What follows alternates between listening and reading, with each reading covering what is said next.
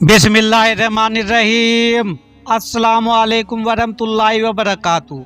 तो मेरे प्यारे हजरात, अल्लाह के रहम करम से आप सभी भाई अच्छे होंगे और मेरे वीडियो पे आने के लिए बहुत बहुत खुश आमदीद। तो दोस्तों, आज हम सूरा फातिहा के ऐसे राज के बारे में बात करेंगे जो आपको सुन के बहुत ही अच्छा लगने वाला है और आप हैरान होने वाले हो, क्योंकि अल्लाह ताला ने सूरा फातिहा में कुछ हरूफ जो कि नहीं लिखे हुए या अल्लाह ताला ने कुछ ऐसा लिखा है। तो मेरे दोस्तों, मेरे चैनल को सब्सक्राइब, लाइक और शेयर कर देना।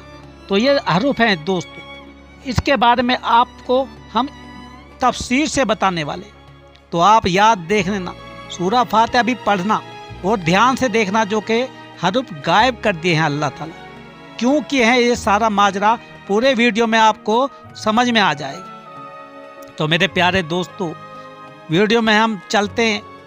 तो और इस जो कि ये सारा का सारा माजरा है दोस्तों, इसके बारे में हम आपसे बताते हैं। तो सबसे पहले दोस्तों, ये क्या क्या हरफ अल्लाह ताला ने गैब किए हैं उस पर चलते हैं। तो सूरा हमद में 7 हरूफ, यानी कि जो शा, और दूसरा हरूफ है दोस्तों जीम, और तीसरा हरफ है खा, और दोस्तों चौथा हरूफ है जा, और दोस्तों पांचवा तो जोए, और दोस्तों छठा फा, और दोस्तों जो 7वां है ये बड़ा शीन। क्यों नहीं है मेरे दोस्तों, ये बहुत ही सोचने की बात है मेरे प्यारे हजरात। क्यों अल्लाह ताला ने इनके हटा दिए हैं इस सूरा फातिहा में, क्योंकि ये सूरा हमद है दोस्तों।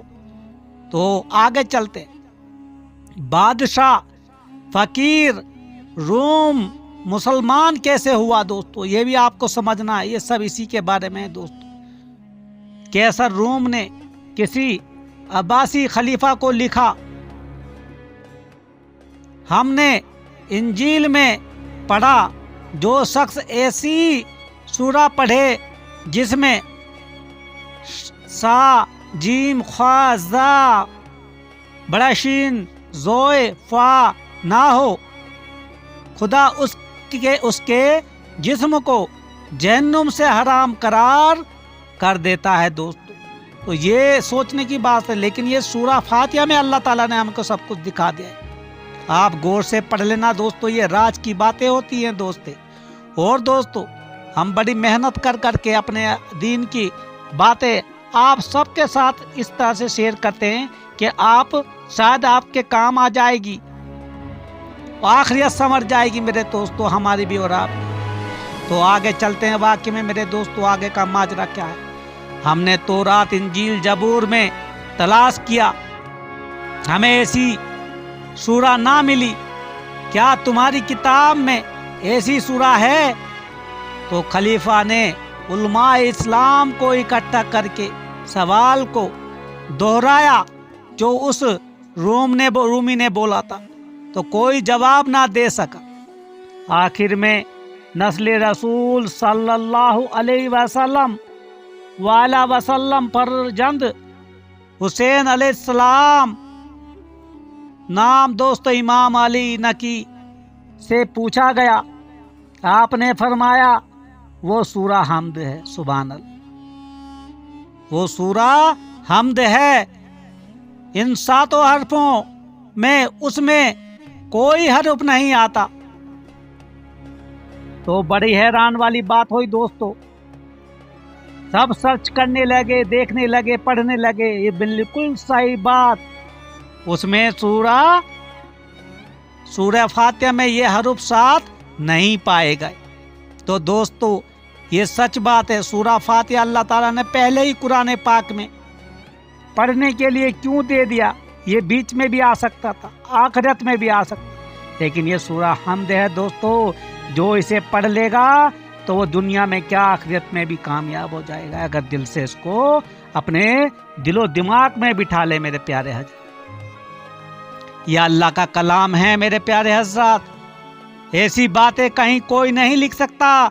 तारीख उठा के देख लो दोस्तों, हजरत आदम अलैहिस्सलाम से लेके और आज तक ऐसी कोई इतने बादशाह फकीर आए हैं दोस्तों, لیکن جو قرآن پاک میں اللہ تعالیٰ نے ہمیں فرمان جاری کیا ہے وہ دنیا میں کوئی نہ کر سکا. کتنے امیر اور کتنے غریب گئے دوست, لیکن جو قرآن پاک کا ہمارے اللہ تعالیٰ نے ایسے ایسے ہمارے عملہ دیے ہوئے ہیں, ایسی ایسی باتیں دی ہوئے ہیں. اور سائنس بھی دوستو بعد میں آیا ہے, لیکن سب سے پہلے قرآن پاک آیا. تو میرے پیارے حضرات, ایک بار قرآن کو دل سے لگا کے دیکھو میرے پیارے دوستو, اس کو سمجھو. تو میرے دوستو آگے چلتے ہیں میرے پیارے حضرات. لوگوں نے پوچھا کیوں نہیں ہے حضرت امام الصلاۃ والسلام سے. امام علی نقی علیہ الصلاۃ والسلام نے فرمایا سا کا مطلب کیا ہے دوستو, یہ اب آپ کو سمجھنا پڑے گا. سا کا مطلب ہوتا ہے دوستو سسب سسور, یعنی کہ ہلاکت. میرے پیارے دوستو ہلاکت پر یہ بات آتی ہے سا. اور جیم کا مطلب ہوتا ہے دوستو